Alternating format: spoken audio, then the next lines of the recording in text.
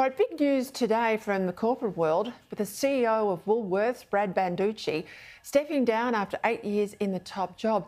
The move, of course, coinciding with the retailer announcing a half-year net loss of $781 million and that train wreck of an interview on the ABC Four Corners program earlier this week. Sorry, the former head of the Competition Commission says his words are that retired, we have... by the way. I shouldn't have said that, Angus. Are we going to leave it in there if we are? Well, I mean, we're on the record. You said it.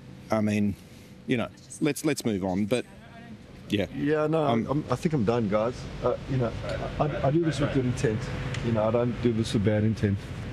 You're walking out, really? For more on this, let's bring in the man with his finger on the pulse of corporate Australia, Sky News business editor Ross Greenwood. Well, Ross, Woolies quick to point out, of course, he's retiring. They say they've been on the hunt for a new CEO for some time, but it looks pretty bad for Banducci today. Yeah, it really does. I mean, let's be honest, he was under investigation there by Four Corners and by really the Australian Parliament as well over supermarket pricing in this country. There's a number of inquiries going on right now, not the least of being one by the ACCC, the Competition Commission. And this really goes to the heart of inflation, the cost of living that people are having to put up with. And if you consider that Banducci is the head of a company that has, something of the order of $34 billion of worth of sales in the past 6 months, has 200,000 employees. I mean, that was a pretty easy one, to be honest, to be able to get through. He knows well enough how the media works. He really shouldn't have taken that interview, the truth be known. And my sense is he knew he was on the way out. And I get a sense that a bit of frustration got the better of him there. There's no doubt about that. Brad Banducci has been a good operator for Woolworths, but the effectiveness of a good leader is their communication skills in tough times. And that is certainly a significant lapse from Banducci there when he really did address Four Corners. But go to the heart of this, probably there was already a transition to the new chief executive anyway. He didn't help himself, though, with Australia Day. I mean, I was a supporter of Woolies. It was my favourite of the big supermarkets.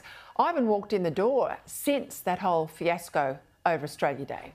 Yeah, and I won't be alone there. I think a lot of Australians think like that. That was my exact point, is I think a lot of Australians do get that. And remember, it is a very fine line as to whether you shop, with Coles or Woolworths, or whether you go to Aldi, which has been able to come into Australia and pick up, close on 20% of the market share here in Australia in a relatively short space of time, which goes to show also that shoppers are all about value. That is what they're really all about. And that's what these investigations are all about, is, people were concerned at the start of this year when, unfortunately, taking the advice of the Weather Bureau and thinking there was an El Nino effect about to arrive, dropped a whole lot of cattle and stock onto the market.